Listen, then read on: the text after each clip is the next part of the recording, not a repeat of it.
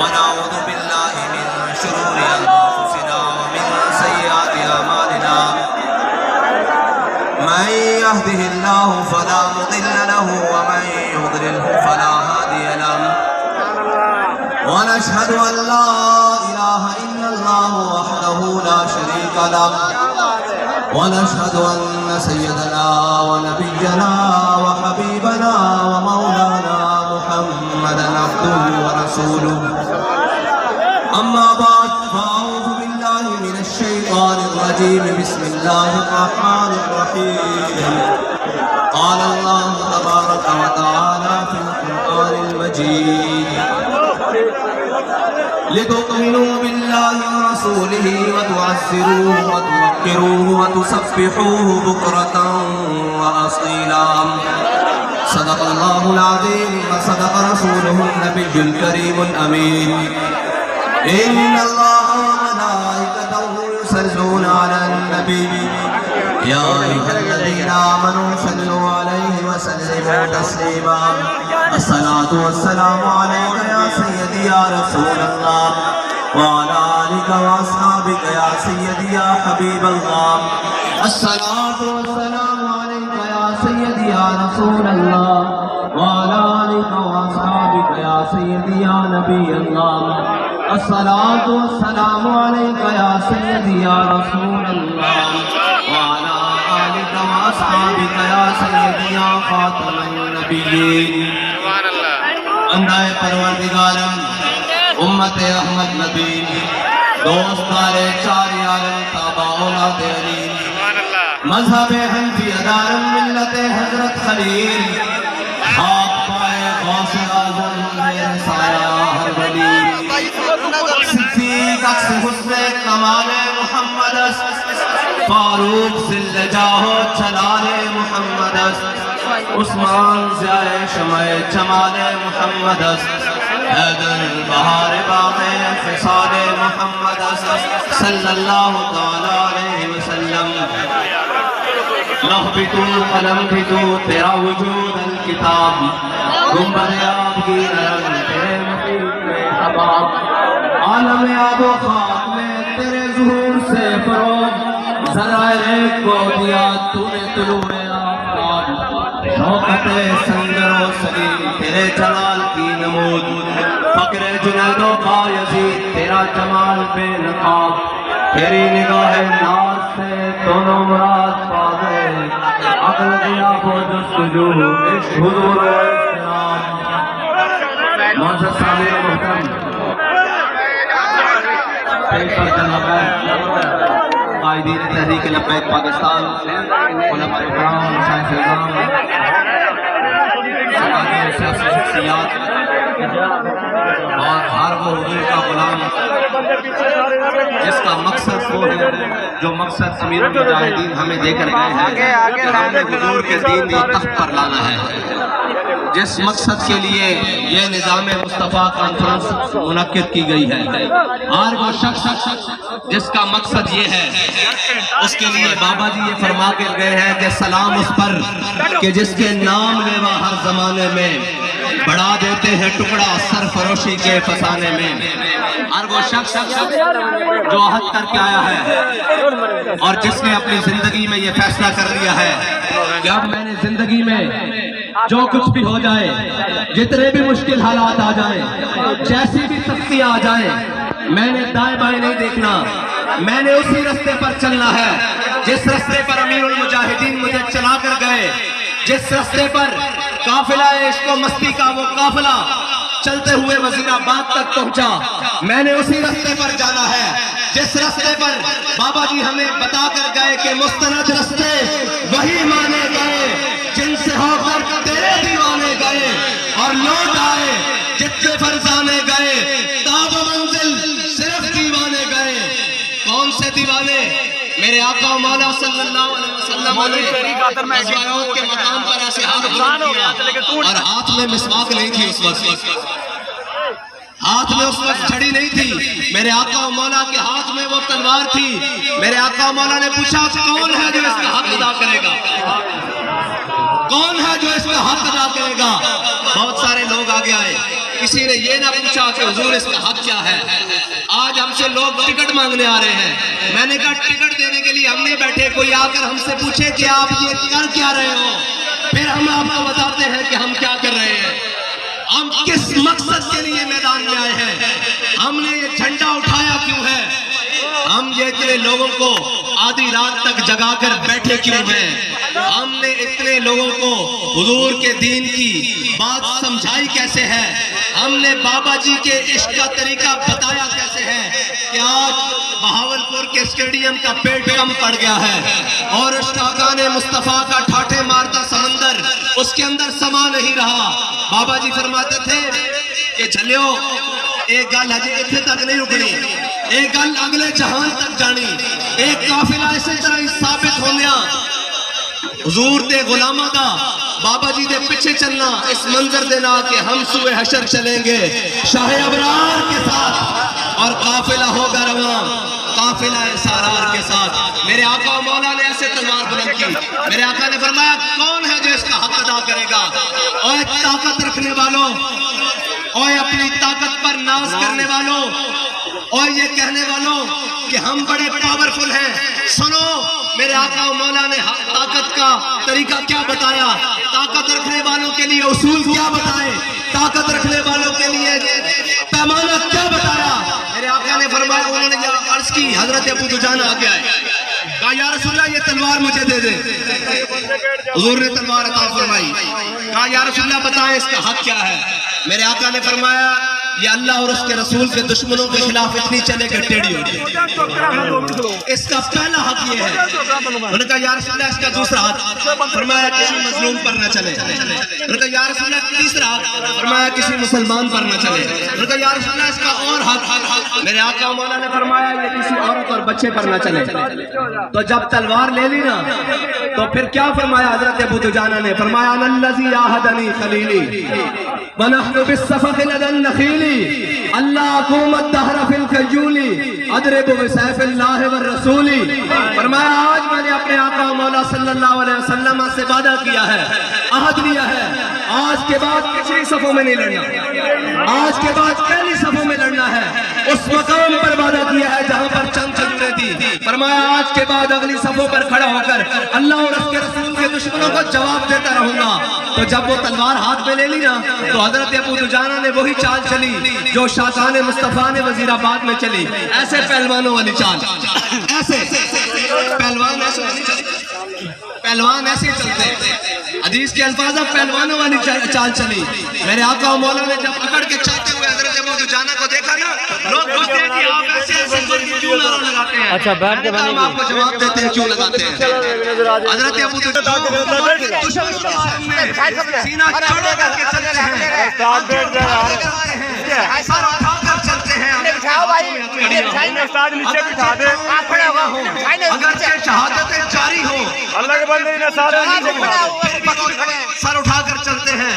وہ سر اٹھا کر اس لیے چلتے ہیں کہ ان کے قائد نے ان کو سبق یہ پڑھایا ہے کہ ضعیف اگر نظر پڑے رسول کا پہ کھڑا ہوگا اللہ کے بندے بتا پیچھے نہیں بیٹھے ملنے کے لیے بڑے بڑے سارے نیچے بٹھا دے، سارے نظر آ رہے ہیں، بڑی بڑی جماعتوں کے سربراہ بڑے بڑے جن کو ملنے کے لیے دروازوں پر کھڑے رہتے ہیں وہ لوگ نہیں ملتے، اس لیے کہ وہ ہمارے ضمیر کا سودا کرنے آتے ہیں۔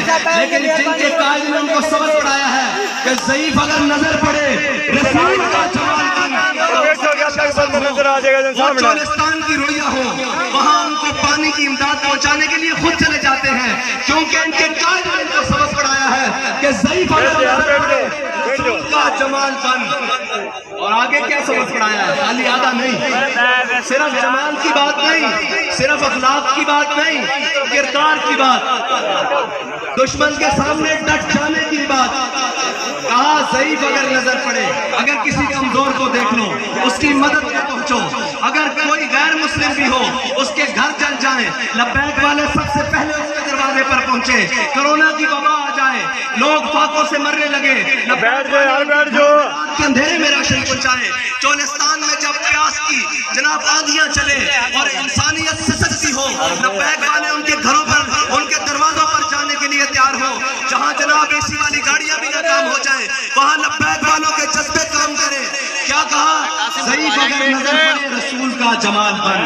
اور آگے کیا کہا؟ ظالم اگر آئے نظر کہا رسول جلال بن. اور اگر کسی ظالم کے سامنے آ جائے بات تو وہ پھر چاروں طرف سے گھیرے ہوئے ہوں. وہ جناب اپنے ظلم و ستم کے عروج پر ہوں, اپنی جناب سختیوں کی پابندیوں کی پچھاڑ کر دیں, پھر بھی یہ کہتے ہیں کہ نہیں ظالم اگر آئے نظر کہا رسول جلال بن. اور یہ لوگ کہتے ہیں کہ فلاں سے ایڈجسٹمنٹ ہو گئی ہے, فلاں سے ایڈجسٹمنٹ ہو گئی ہے, فلاں سے 20 سیٹیں لینی ہے. میں نے کہا شرم نہیں آتی تمہیں یہ باتیں کرتے ہوئے؟ ہم تو یہ قسم کھا چکے ہیں کہ مر ہی جاؤں جو اس در سے جاؤں. 2 قدم کیا بچے بیمار غم قربے مسیحا چھوڑ کر تم کہتے ہو سیٹیں لے کر. میں نے کہا تم اگر ہمارے نظریے پر سودا کرنے کے لیے وزارت عظمیٰ کی سیٹ لے آؤ, اس سے بھی بڑی کوئی چیز لے آؤ, ہم ساری چیزوں کو اپنی پاؤں کے ٹھوکر پر رکھتے ہیں, کیونکہ ہم یہ قسم کھا چکے ہیں کہ کروں تیرے نام پہ جا فدا, نہ بس ایک جہاں تو جہاں فدا, تو جہاں سے بھی نہیں جی بھرا, کروں کیا کروڑوں جہاں نہیں. سنگل والن کا لیڈر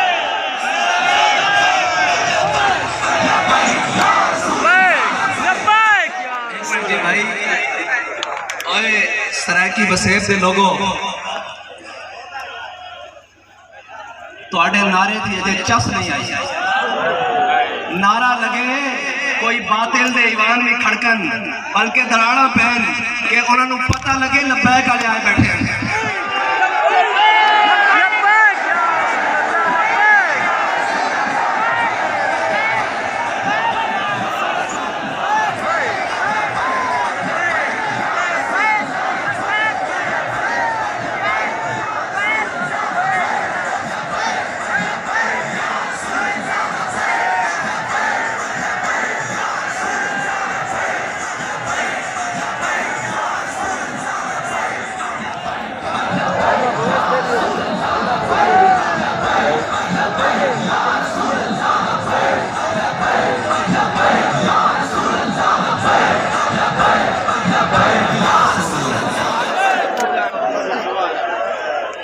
صرف نعرہ نہیں ہے, اے لبیک یا رسول اللہ صرف نعرہ نہیں ہے, اے او تلوار تیر تے نیزے جڑے کفر دے سینے وچ پیوست ہوئے.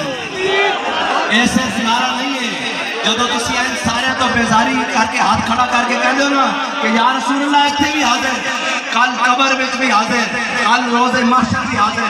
جدو یہ کہہ دو تو کہندے نو ساڈا ارباں دی انویسٹمنٹ جڑی امت مسلمان کو گمراہ کرن واسطے, نویں نویں شوشے چھوڑن واسطے, نویں نویں گلاں چھوڑن واسطے, نویں نویں باتیں چھوڑن واسطے کہ جی اسلام اخلاق سے پہلا, تلوار سے نہیں پہلا. ہم حدیث سے بات کر رہے ہیں, ہم قرآن سے بات کر رہے ہیں. میرے آقا مولا نے وہ تلوار بلند کی.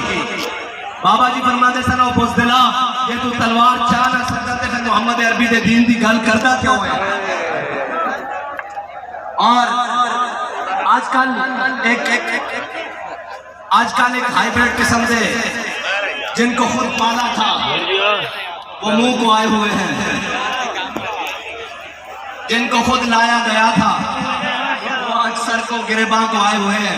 کیا کریں وہ لوگ, وہ لیڈر جو کہتا ہے مجھے مارنے کی سازش ہو رہی ہے, مجھے مار دیا جائے گا. میں نے کہا چلیا لیڈر وہ نہیں ہوتا جڑا موت کو ڈرے, لیڈر ہوتا جس کو موت ڈرے, اس نظریے اور اس استقامت کے نال میدان کھڑا ہوئے کہ موت بھی اگو دیکھ کے سامنے ہٹ جائے. لیڈر وہ ہوگا اور یہ ثابت ہے, تاریخ کو بھی ثابت ہے.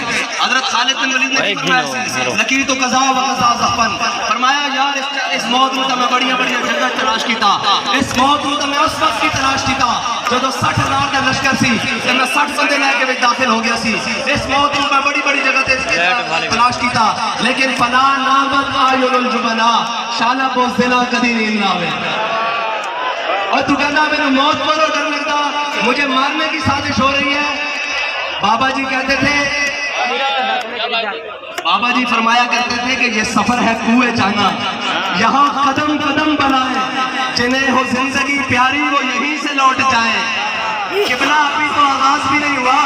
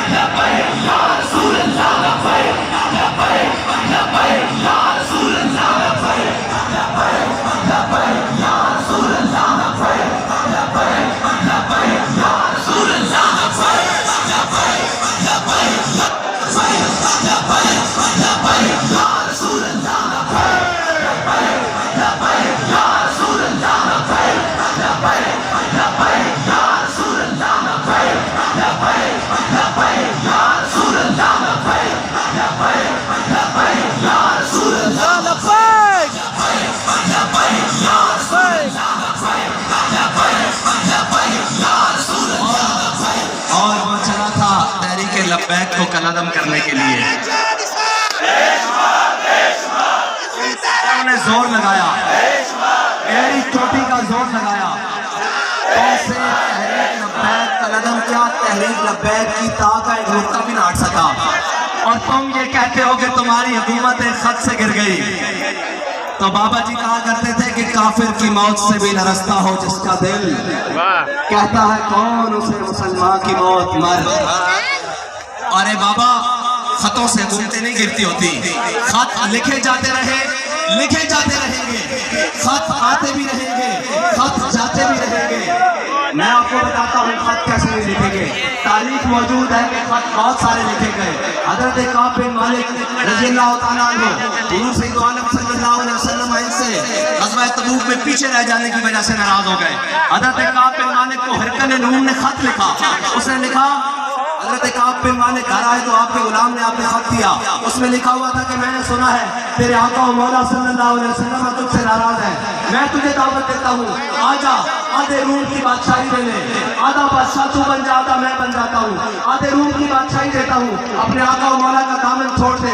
حضرت کعب بن مالک نے خط پڑھا اور بند کیا، اور جا کر کسی کتاب میں نہیں رکھا، کسی الماری میں نہیں رکھا، کسی محفوظ مقام پر نہیں رکھا، بلکہ اس خط کو اٹھایا اور چلتے ہوئے تندور میں ڈالا۔ فرمایا کبھی دل میں بھی خیال نہ آئے کہ حضور کا دامن چھوڑ کر میں ان کے ساتھ جا ملوں۔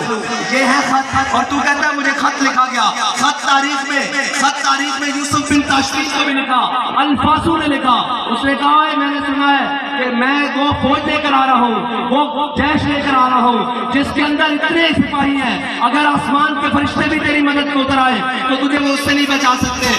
تو حضرت یوسف بن تاشفین نے اپنے مشیر کو کہا کہ اس کو جواب دو۔ جب وہ جواب دینے کے لیے کھڑے تو حضرت یوسف بن تاشفین کے مشیر نے اس کو جواب دیا تو اس کے اندر لکھا کہ جناب ہم بڑے مسلمان ہیں، ہم موت سے نہیں ڈرتے، ہم فلاں۔ تو حضرت یوسف بن تاشفین نے کہا وہ جواب مجھے دکھاؤ۔ وہ جواب بڑا لمبا چوڑا تھا۔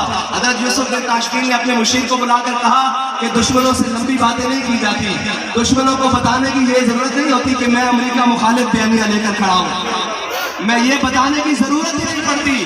دشمن تو وہ ہے جو تیری آنکھ کے تیور سے سمجھ جائے کہ یہ میرا دشمن آ رہا ہے، اور دشمن تو وہ ہوتا ہے جو تیری گفتگو سے نہ رچ جائے کہ یہ پتہ نہیں کیا انقلاب برپا کرنے والا ہے، اور دشمن تو وہ ہے کہ جو پہلوان لگا کر بھی زلفوں سے لٹکا کر بھی سر جھکانا چاہے، اور وہ سر جس کے بارے میں علامہ اقبال نے کہا تھا کہ حاضر ہوا میں شیخ مجدد کی لحد پر، وہ خاک کے زیر فلک ہے متنع انوار، اس خاک کے ذروں سے شرمندہ ستارے، اس خاک میں پوشیدہ ہے وہ صاحب اسرار، گردن نہ جھکی جس کی جہانگیر کے آگے، جس کے نفس کرم سے ہے دل میں آرار۔ یہ آیا تھا ہمیں جھکانے کے لیے، یہ آیا تھا ہمیں جھکانے کے لیے، اور شکست دیکھیے کہ ہم تو اس نگاہ ولایت کے پروردہ تھے کہ بابا جی نے ہمیں بتایا تھا کہ جب امام ربانی کو جہانگیر نے چاہا کہ ایک دفعہ تو ان کا سر جھک جائے تو اس نے چھوٹی سی کھڑکی سے آپ کو گزارنے کی کوشش کی، تو آپ جب سامنے کھڑکی کی آئے تو آپ نے پہلے پاؤں داخل کیے۔ تو ہم بھی وہ ہیں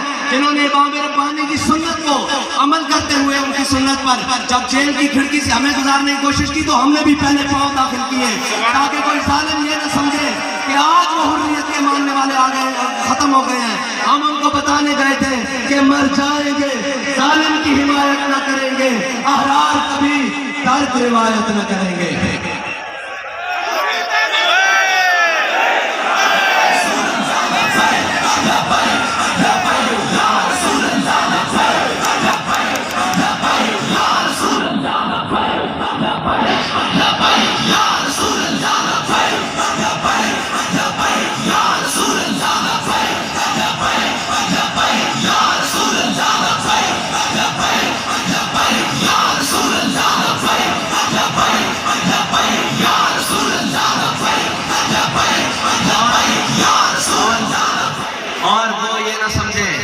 جو آئے ہیں جو ان کے لیے میدان خالی ہے، تمہیں بھی اللہ اپنی تدبیروں سے گھیر کر میدان میں لایا ہے۔ تم وہ بیانیے لاتے رہے ووٹ کو عزت دو، کہاں گیا وہ بیانیہ؟ ہم تو اس کو تلاش کر رہے ہیں، وہ بینروں سے بھی تصویریں اتار دی گئی، ووٹ کو عزت دو والا بھی معاملہ ختم ہو گیا۔ میں نے کہا نہیں، بابا جی فرماتے تھے عزت اسی کی ہوگی جو حضور کی عزت کی بات کرے گا، ورنہ कोर्ट की क्या हैसियत है और चीजों की क्या हैसियत है, नमाज की क्या हैसियत है, शबाज की क्या हैसियत है। इज्जत उसी की होगी जो रसूलुल्लाह की इज्जत की बात करेगा। और तुम आए हो बड़े करो फर से हुकूमत में, जिसके लिए तुमने मुमताज काजरी को शहीद किया, जिसने तुमने खत्म नबूवत पर डाका डाला, तो हुकूमत तुम्हारा मुकद्दर न रही। लेकिन एक बात तुम कहते हो आज हमने अक्सरियत हासिल कर ली, वोट ऑफ नो कॉन्फिडेंस हमने दाखिल किया और इमरान खान को उतारा। हमारे पास अक्सरियत थी, हमने इमरान खान को उतार फेंका। मैंने कहा बदजान तो तुम्हारी अक्सरियत उस दिन कब गई थी जब नामूस रिसालत का बिल इसी असेंबली में पेश किया गया था। अगर वो जलील बना हुआ था तो तुम क्यों खामोश तमाशाई रहे। गुलामान मुस्तफा का खून रोडों पर बहता रहा, लब्बैक या रसूलुल्लाह कहने पर गोलियां मारी गई और नामूस रिसालत के सिपाही अपनी जान हुजूर के नाम पर देते रहे। तुम खामोश तमाशाई बने रहे। और आज देखो अल्लाह ने तुम्हें हुकूमत दे के भी जलील कर दिया है। डॉलर तुम्हारी दस्तरस से बाहर, मईशत तुम्हारी दस्तरस से बाहर, महंगाई का तूफान तुम्हारे सर से ऊपर गुजर गया। अभी इंतजार करो, अभी बहुत सारी जिल्लतें तुम्हारे मुकद्दर हैं। जैसे वो जलील करके निकाला गया है और वो जैसे शैतान शोर डालता है ना कि जनाब मैं जब से शैतान निकाला गया तब से वो शोर डाल रहा है, लोगों को गुमराह करता फिरता है। इसी तरह एक असेंबली से पाकिस्तानी शैतान निकाला गया है, वो लोगों को गुमराह फिरता फिर रहा है। अमेरिका ने मेरी हुकूमत गिरा दी। मैंने कहा अमेरिका ने कहां से गिराई, तेरी बेचारे हुकूमत थी नहीं। तुझे हाकिम बनाया किसने था? जिन्होंने बनाया था उन्होंने उतार भी दिया।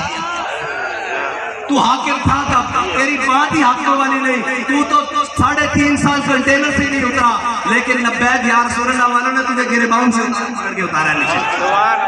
और अगर कोई गलतफहमी में है, और अगर कोई गलतफहमी में है, कोई नून लीग वाला गलतफहमी में है, कोई पीपल्स पार्टी वाला गलतफहमी में है, तो वो कहते हैं जी वो एडजस्टमेंट तो निकल पहले लेकर एडजस्टमेंट जाता है, करें क्या। हमने कहा आपके लिए लेकर एडजस्टमेंट रखी हुई है, क्योंकि बैनुल अक़वामी गुमाश्तों और बैनुल अक़वामी टाउटों के साथ हमारी बात नहीं हो सकती। हमारी बात उसी के साथ हो सकती है जो हुजूर के दर का गुलाम हो, जो नजरिया पाकिस्तान पर मुत्तफिक हो, जो नजरिया पाकिस्तान पर जान देने वाला हो। आज जलसे हो रहे हैं, आज गली गली कूचा कूचा में ये बात कही जा रही है कि मेरे साथ जुल्म हुआ, मुझे उतारा गया, मेरी हुकूमत छीन ली गई, मेरे खिलाफ साजिश हुई। मैंने कहा अगर तू एक जलसा नामूस रिसालत के लिए कर लेता, तू बात करता है तेरे साथ देने के लिए, तेरे साथ एडजस्टमेंट करने के लिए ये उलमा खड़े हैं। हमारे कायद ने तरबियत ये की थी, अगर तू नामूस रिसालत पर फ्रांस के आगे खड़ा हो जाता, लेटता नहीं, भाग गया था तू तो भागा था, लेटा भी नहीं, भाग गया था। अगर तू फ्रांस के आगे खड़ा हो जाता कि हम सब कुछ बर्दाश्त कर सकते हैं, लेकिन अपने आका मौला सल्लल्लाहु अलैहि वसल्लम की इज्जत पर एक हरफ बर्दाश्त नहीं कर सकते। मईशत गई बाढ़ में, हम भूखे रह लेंगे, हम प्यासे रह लेंगे, हम अपने बदन पर चिथड़े पहन लेंगे, लेकिन अपने आका मौला के साथ बेवफाई नहीं कर सकते। आज कहाँ गई वो मईशत, आज कहाँ गए वो तेरे फ्रांस के दोस्त, आज कहाँ गए वो तेरे यूरोपीय यूनियन के दोस्त। फिर के गली गली तबाह, ठोकरें सबकी खाए क्यों, इनको जो अकल दे खुदा, फिर तेरी गली से जाए क्यों। सुभान अल्लाह।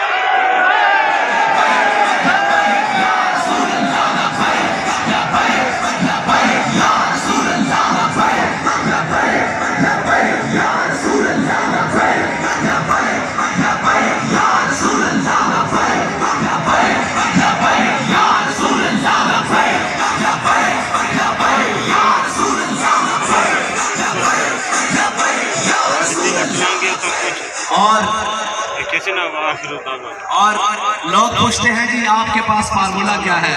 मैंने कहा हमारे पास बड़ा सीधा फार्मूला है, कोई मुश्किल फार्मूला नहीं। वो कहते हैं जी आपके पढ़े लिखे लोग कहाँ हैं। मैंने कहा हमारे पास सब पढ़े लिखे हैं, बड़े बड़े पढ़े लिखे हैं, लेकिन ये बात आपको बता दूं, पढ़े लिखे नहीं, दयानतदार लोगों की जरूरत है, दयानतदार लोगों की, दयानतदार लोगों की जरूरत है, पढ़े लिखों की नहीं। ये पढ़े लिखों ने तो बेड़ा गर्क किया है।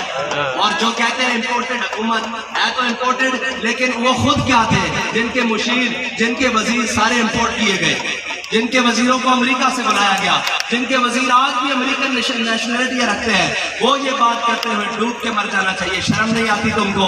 तुमने इस मुल्क के साथ किया क्या है, इस मुल्क की मईशत को क्या किया है, उसका बेड़ा गर्क करके तुमने रखा। और तुम्हारे पहलों ने एक दूसरे के ऊपर इल्जाम देते रहोगे, कब तक कौम को बेवकूफ बनाते रहोगे। कौम अब तुम्हारे रंगीन नारों और झांसों में नहीं आने वाली। قوم کو اب پتہ لگ گیا ہے کہ ان کے ساتھ مخلص کون ہے، ان کے ساتھ مشکل وقت میں کھڑے ہونے والا کون ہے، ان کی جناب دکھوں کا مداوع کرنے والا کون ہے، ان کی تکلیفوں کو سننے والا کون ہے۔ ان کو پتہ لگ گیا ہے کہ ہمارے تمام دکھوں کی دوا صرف اور صرف نظام مصطفیٰ صلی اللہ علیہ وسلم ہے۔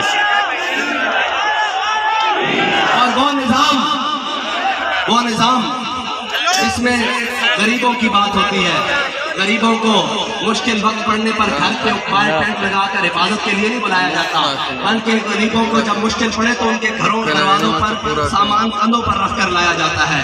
وہ اسلام، وہ دین اور وہ نظام کی ہم بات کرتے ہیں۔ انہیں تکلیف ہے، کیوں نہ ہو۔ اقبال نے کہا تھا کہ وہ فاقہ کش جو موت سے ڈرتا نہیں ذرا، روح محمد اس کے بدن سے نکال دو۔